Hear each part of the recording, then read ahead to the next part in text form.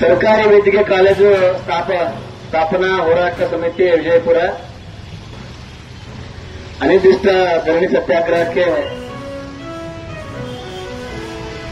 ಜೈ ಕರ್ನಾಟಕ ಸಂಘಟನೆಯ ಜಿಲ್ಲಾಧ್ಯಕ್ಷರಾದಂಥ ಸಮಿತ್ ದಾಸರ್ ಅವರ ನೇತೃತ್ವದಲ್ಲಿ ಇವತ್ತು ದಿವಸ ನಾವು ನಮ್ಮ ಸಂಘಟನೆ ಎಲ್ಲ ಪದಾಧಿಕಾರಿಗಳು ಸೇರಿ ಇದಕ್ಕೊಂದು ಬೆಂಬಲ ಸೂಚಿಸಬೇಕಂತೇಳಿ ಬಂದಿದ್ದೀವಿ.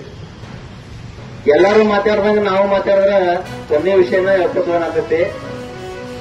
ಏನಪ್ಪಾ ಅಂತಂದ್ರ ಸುಮಾರು 47 ದಿನಗಳ ಕಾಲ ಅನಿರ್ದಿಷ್ಟಾವಧಿ ಧರಣಿ ಸತ್ಯಾಗ್ರಹನ ಎಲ್ಲ ಸಂಘಟನೆಗಳು ಕೂಡಿ ಇಟ್ಕೊಂಡು ಬಂದಿದ್ದೀವಿ ಆಚಾರ. ಮೊನ್ನೆ ನಾವು ಕೂಡ ರಮೇಶ್ ಚಿಗಣಿ ಸಾಹೇಬರು ಬಂದಕರ ನಾವು ಕೂಡ ಹಿಂದಿದ್ದೀವಿ. ಈಗಾಗಲೇ ನಾವು ಅದನ್ನ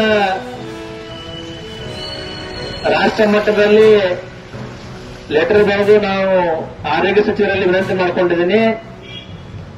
ಈ ವಿಚಾರವನ್ನು ಹಂಚಿಕೊಂಡು ನಮ್ಮ ಜಿಲ್ಲೆಗೆ ಬೇಕಾಗಿರುವಂತ ಈ ಪಿಪಿಪಿ ಮಾದರಿಯನ್ನು ಬಿಟ್ಟು ಜಿಲ್ಲಾ ಸರ್ಕಾರಿ ಕಾಲೇಜನ್ನು ಸ್ಥಾಪನೆ ಮಾಡಬೇಕಂತ ವಿನಂತಿ ಮಾಡಿಕೊಂಡೆ ಅಂತ ಹೇಳಿದರು.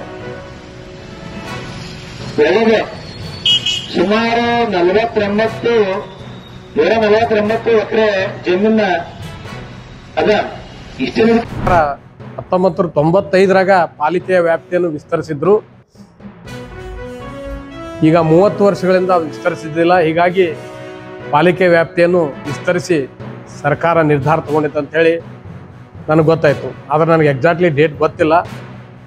ಕಮಿಷನರ್ ಅವ್ರು ಲೀವ್ ಮೇಲೆ ಇರೋದ್ರಿಂದ ಅಥವಾ ಪಾಲಿಕೆ ಸಿಬ್ಬಂದಿ ಸಿಗ್ಲಾರ್ಬಿಟ್ಟಿಗೆ ನನಗೆ ಮಾಹಿತಿ ಗೊತ್ತಾಗಲಿಲ್ಲ.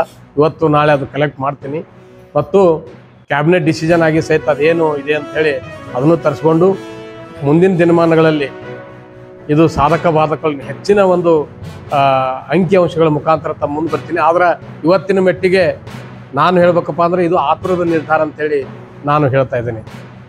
ಮತ್ತು ನಾನು ಈ ಒಂದು ಪಾಲಿಕೆ ವ್ಯಾಪ್ತಿ ವಿಸ್ತರಣೆಯನ್ನು ನಾನು ಖಂಡಿಸ್ತೀನಿ.